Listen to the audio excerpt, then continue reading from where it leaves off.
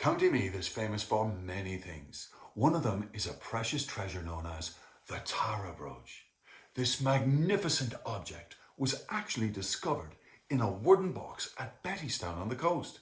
But it's named after Royal Tara, where the High Kings of Ireland once held sway. And it's said that back in the mists of time, there lived at Tara our greatest ever king. His name was Cormac.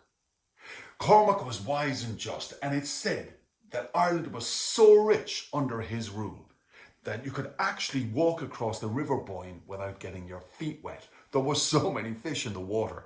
It's said in the time of Cormac that you had to wear a helmet going through the orchards of Meath in autumn because the fruit was so heavy and thick on the trees, you'd hit the apples and pears and knock yourself unconscious.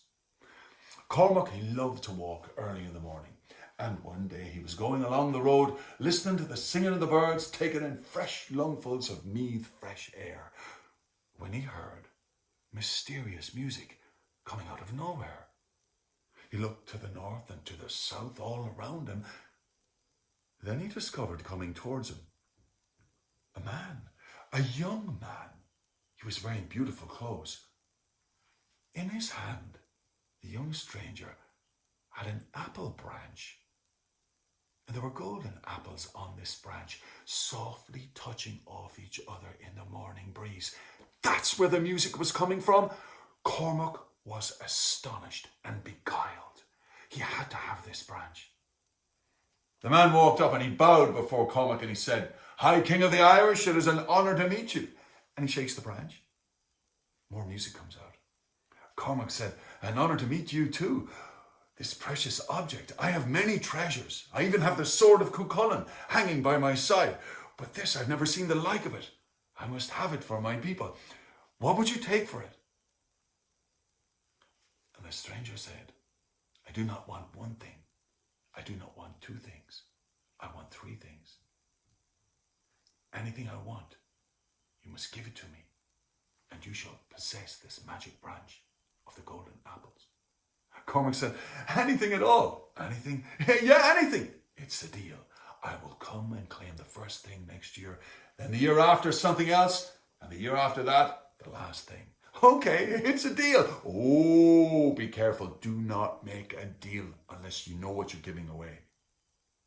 Cormac, he takes the branch with the golden apples, gives a little shake, and then he looks up. The stranger's gone. "Never mind," thinks Cormac. He goes back into Tara and he shows the branch off to his wife and two children and everybody else who's there. All the warriors and the servants and the bards and the... Ireland is filled with happiness with the sound of this music for a year. It was so magical that anybody who was sick in bed, they jump up and they do jigs around the floor. A year goes by and the stranger reappears. And Cormac said, "So what is the first thing you want?" "Your daughter must come with me." "What?" "You promised anything I want, and your daughter has to come with me." The king's daughter had to go with the stranger. His heart was broken. The next year he comes back and he claims Cormac's son. The year after that he comes back and says, "Now your wife must come with me." Cormac has lost his family to the stranger. The magic branch of golden apples is making the whole of Ireland happy, except Cormac. The loneliness in his heart. He realised he had been a fool. Life was nothing without his wife and children. He had to try and get them back. He would go and seek them out. He would travel the whole of the world. And one day he left Tara and Meath. He set off along the road. A great mist came. All through the night Cormac marched through that mist until his feet were aching. And then when the mist cleared away, he found himself on a great plain filled with many wonders. Then he came across this gigantic fort. Its walls were of pure bronze. Cormac walked up to the gates of the fort and he pulled them open. In he went and he came to a feasting hall. Little Crucius Jock, when he went into the great feasting hall, he saw this old man and an old woman sitting on golden thrones. The woman, she had a beautiful luminescent green dress, sparkling green eyes, and hair like silver threads, tied up with a golden pin above her head.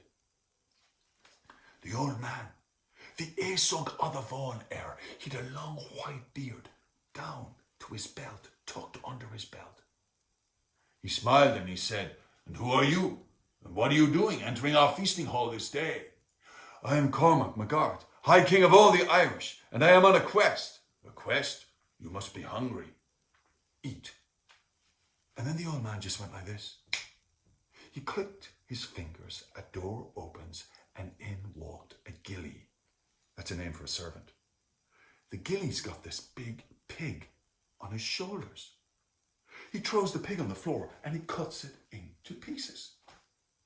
Then he goes out, he comes back a minute later with a big lump of wood. He cuts it into pieces. He puts a bit of meat on each piece of wood. And then he leaves. The old man with the long beard said, "Eat, King of the Irish. But the food's not cooked."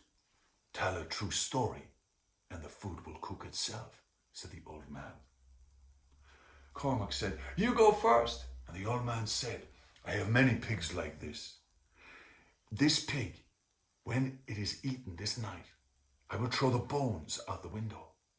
And the bones will become whole again. The pig will become alive again, so it can be eaten again tomorrow night. No one in my realm of promise knows hunger." As soon as the old man said this, the meat, it cooked itself. It sizzled. Oh, the smell was delicious. Cormac was starving. And then the woman with the green flashing eyes, she said, "I have 7 white cows outside. And each of these 7 cows would give enough milk every day that would feed all the world, so no one would ever be thirsty." As soon as she said this, the second piece of wood burst into flame, and the second piece of meat, the one upon it, cooked. It smelled so good. "Now it's your turn," said the man. Cormac went, "I'm the King of Ireland, and I have many treasures. But the things that are most precious to me are gone, and my heart aches. That is my quest to find them again. My family." This was a true story, and his piece of meat cooked. "Now let you eat, Cormac, King of the Irish. Fill your belly." Cormac said, "To be honest with you, I find it hard to eat with just 2 people. I'm the King of Ireland. At Tara, when we sit down to eat at night, not only is my family with me, but hundreds of people, warriors, poets, bards, physicians." The old man said, "Cormac, would you be happy and would you eat if those most precious to you were sitting by your side?" "Oh, indeed I would. I wonder wherever I'll find them," said Cormac. And do you know what? The old man and the old woman smiled at each other. Then the old man went like this, and the servant walked in again, and he pulled the door wide. And then in walked Cormac's wife, Anya, his daughter Alva, and his son Ciabra. "Dad!" the children cried. Cormac jumped up and he hugged his wife and kids. And then he turned to the old man and he said, "Who are you?" And the old man said, "Nothing." He just went like this. And as soon as he did, he turned into the young stranger who had appeared with the golden apple branch. And then the old man went, and he went back into his shape as an old man, except his face glowed. He said, "Cormac, King of the Irish, welcome to my kingdom. I am Manannán Mac Lir, and you will dine with me this night in my land of promise, Tír Tairn Gera. And this is my queen." The woman with the green flashing eyes smiled and she said, "Come now, let you sit and eat." Cormac said, "But why did you take my wife and children from me?" And Manannán said, "Cormac, to be a king you must always be thinking on your feet. I bedazzled you when I appeared with that apple branch. And you promised me foolish that you would give me anything. Never make a promise that will break your heart or take something very precious from you. You will dine with us this night now, and I will give you another gift to take home to Ireland, to Tara of the Kings." And Manannán Mac Lir, he takes out this beautiful goblet. What a treasure! It was sparkling with jewels. He said, "This is a very precious treasure. If ever a lie is told over it, Cormac, it will break into 3 pieces. And if ever a truth is told over it, it will come back whole again. Take it home with you to Ireland. With Cormac, it will help you rule justly and wisely, but you will only possess it for the length of your life, and then it will disappear again. Cormac and his family, they feasted so well that night in the land of promise. And then, tired, they fell asleep upon a great couch in the feasting hall. But when they woke up in the morning, they were not there no more. They were back in Meath. They found themselves lying on the grass on the slopes of Tara. There Cormac found the cup still in his hand, the goblet, the treasure from the god of the sea. And it helped him rule most wisely for 40 years. The ancients say, our greatest ever king.